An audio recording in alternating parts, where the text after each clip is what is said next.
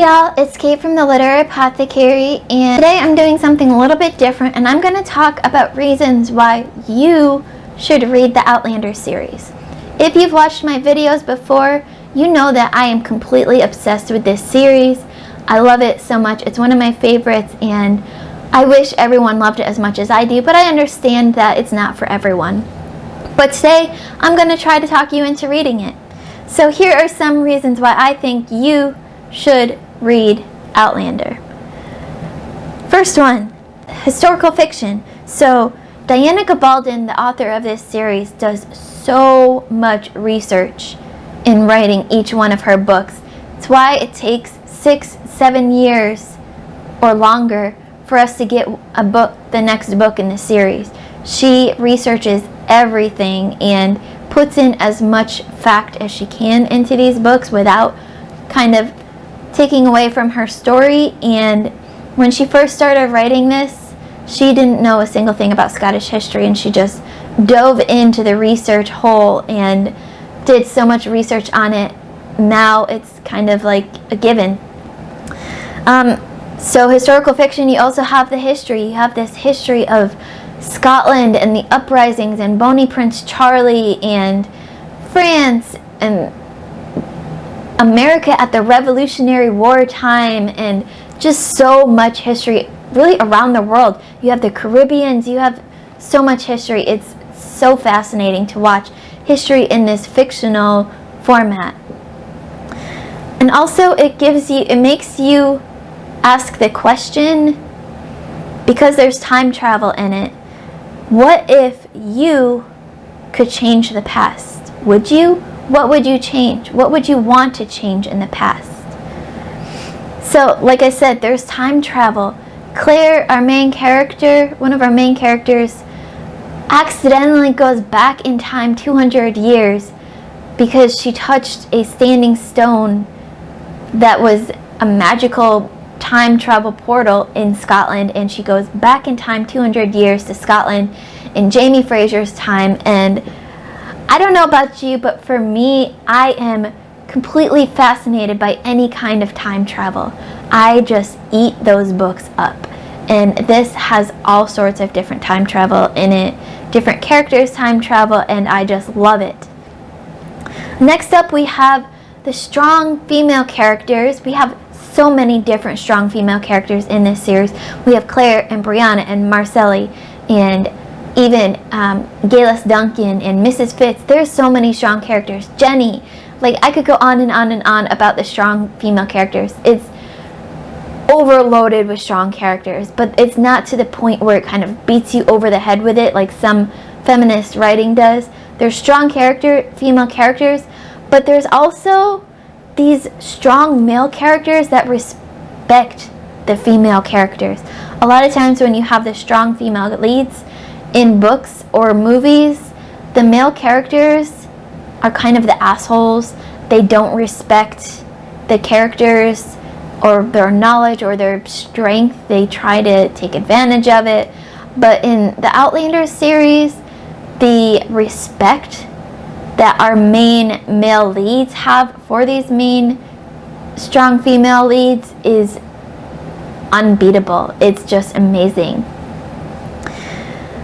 Our next reason is the show. The Starz show is great. It's fantastic. I absolutely love it. But the books are even better because they go into so much more detail than you get in the show. Some of the relationships presented in the show are not exactly the strongest if you see them just on the show.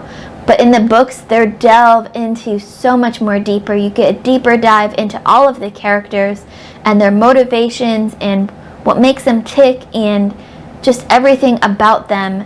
Their passions, their knowledge, their fears. You get everything about the characters in the books. So if you have seen the show and you liked it, you'll definitely love these books because they go so deep, so much deeper into it.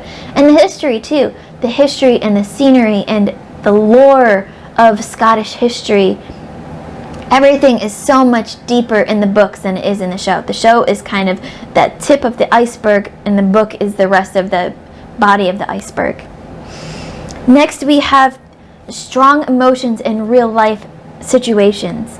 So Diana Gabaldon deals with just about every emotion a person can feel. Sadness, depression, grief,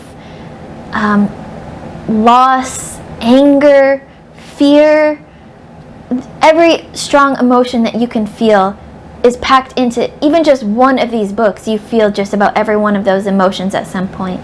And to have that spread out throughout the series, and I believe she deals with them in such a masterful way that you can't help but feel these emotions that these characters are feeling.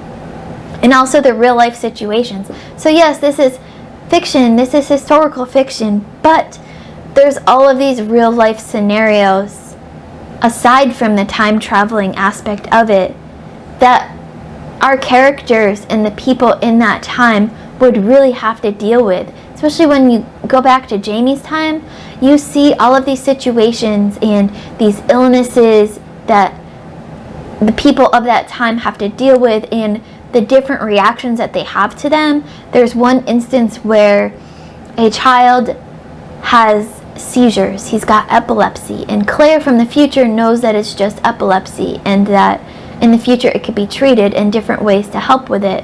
But the characters in the 1600s, during that time, they believed a person that suffered from seizures was actually taken by the devil, and essentially the only way to fix it is by exorcism. And we see that in there. We see this Scottish superstition and the way that it comes to real life, and it's just so well done.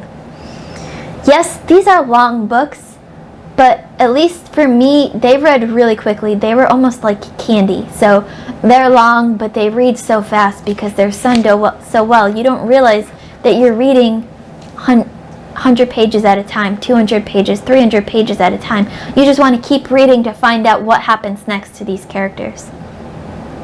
And then the last reason that I have for you all today is that Diana Gabaldon is a master at writing truly vile villains that you just will love to hate. These characters are just so bad that you can't help but hate them. We got Blackjack, we have Stephen Bonnet, and they're just, we've got Lord Triant. There's just so many different villains that you just can't help but hate, and who doesn't love a character that you love to hate? So those are my reasons why I think you might enjoy reading the Outlander series. I suggest maybe just giving it a try with book 1 and see how you feel with book 1, and if you like it, then you can continue on. If you don't, no hard feelings. For me, I am currently rereading these before our next book comes out at the end of this month.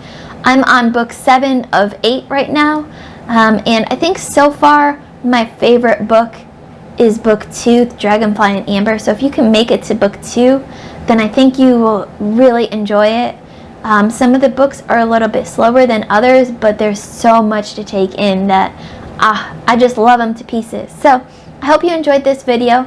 Don't forget to like, comment, subscribe. If you've read the Outlander series, let me know what your favorite book in the series is in the comments below. As always, my Patreon and my Discord information will be in the description below. If you want to support me financially, come join the Patreon. It's only $1 a month and we have a ton of fun. Keep reading, and I love you all to the moon and back. Bye.